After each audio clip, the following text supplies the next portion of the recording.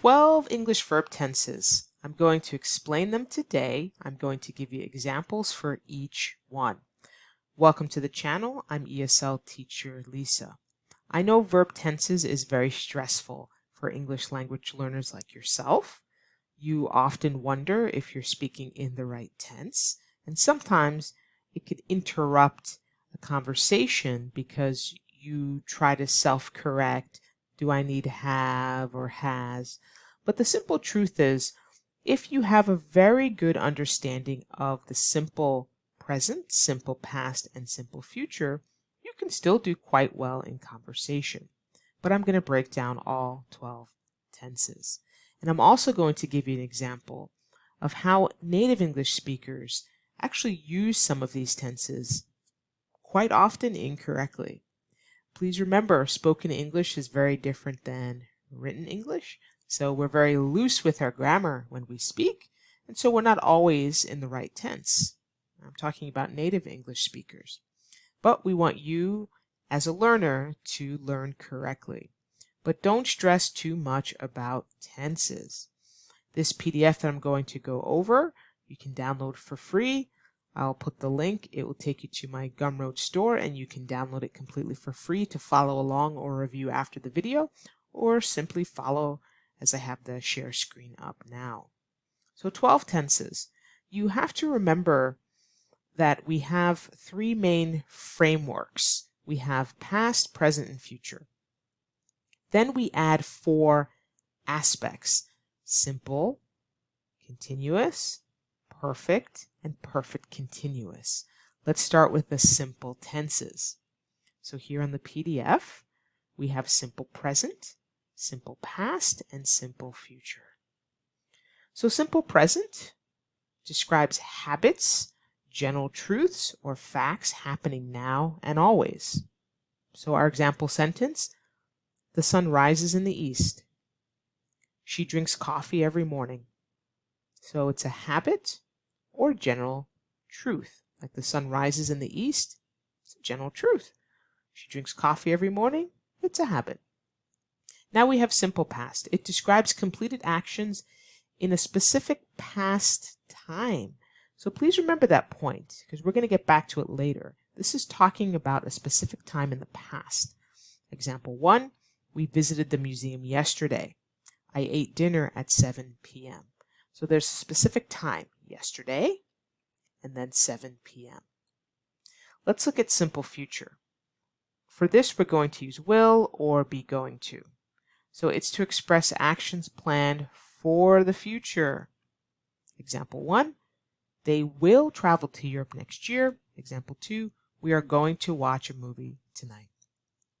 So hopefully you're pretty familiar with the simple tenses. Now we're going to add continuous tenses. We have present continuous, past continuous, and future continuous. Present continuous, it describes actions happening now or around now with an emphasis on their ongoing nature. So that's the key, ongoing. First example, she is cooking dinner right now. We are learning English in this class.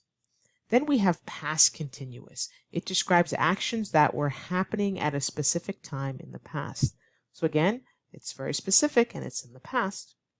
I was working when you called. They were playing basketball in the park yesterday afternoon. Let's go to future continuous. We're going to have the expression will be plus the verb with an ing at the end to describe actions that will be ongoing at a specific time in the future. She will be sleeping when you arrive. We will be working on the project all day tomorrow. Okay, so we've gone over quite a few already. Let's do the last few. Perfect tenses. So present perfect. It describes actions that are completed at an unspecified time in the past with a connection to the present. So remember I told you to remember that. Sometimes we want to know if it's a specified time, but in this case, it's unspecified. So it's something that started in the past, but there's a connection to the present. So for example, I have eaten lunch already. So it doesn't matter exactly when you ate. It's an unspecified time, but it has to be in the past. And then she has lived in the city for 10 years. The action started in the past and continues to the present. So we know we're in the perfect tense when we have has or have. So the present perfect tense has or have, and then the past participle or the past form of the verb. Now, here's where I want to give you a quick example of how natives might say things incorrectly. So if you were asked, how long have you lived in your country? So let's say that was the question that someone asked me. So currently I'm in the Philippines. If someone asked me, how long have you lived in the Philippines, Lisa? I might quickly answer and say, I lived in the Philippines for 2 years now. Did you hear my answer? Was it grammatically correct? I said I lived in the Philippines for 2 years now. Not correct. Why? I use simple past. That's why it's not correct. I said I lived in the Philippines, which means I don't live here anymore. If I use simple past, it means the action has been completed. So I need to really be in the present perfect tense. I need have. I have lived here in the Philippines for 2 years now. So it's an action that started in the past and continues to the present.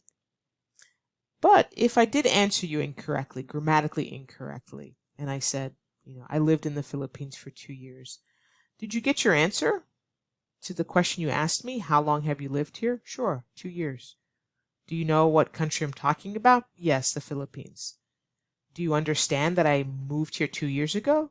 Sure, despite the fact that I was grammatically incorrect. So this is an example of how we don't need to stress about the tenses as long as it's understood. So if you have a good grasp of simple present, simple past, and simple future, you'll do okay. Don't stress so much about the other tenses, but you should learn them correctly. Okay, spoken English is very different than written English. Native speakers are loose with the grammar, so we really don't pay attention to tenses very much when we speak, as long as we understand where we are on the timeline here. Let's go to past perfect. Describes actions that happened before another past event. So one thing happened and then another thing happened. So by the time I arrived, so that happened, you arrived, completed in the past. They had already left. Another completed action. So we have one action completed and then another action completed. One action before the other, but everything in the past. Example 2, she had finished her homework before dinner. Right? She finished her homework and then she had dinner. So that's a completed action before the other action happened. Let's go to our perfect continuous tense. So we have present perfect continuous. So this emphasizes the duration of an action that began in the past and continues up to the present.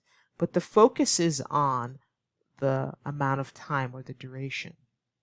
So she has been working on this project for weeks. We have been learning about verb tenses for 2 hours. So do you see the duration for weeks and then for 2 hours?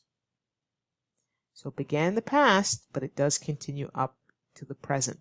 We have has or have, so we have our helping verb has or have, and we usually have been. We're going to have been to form that present perfect continuous, and we're going to have ing.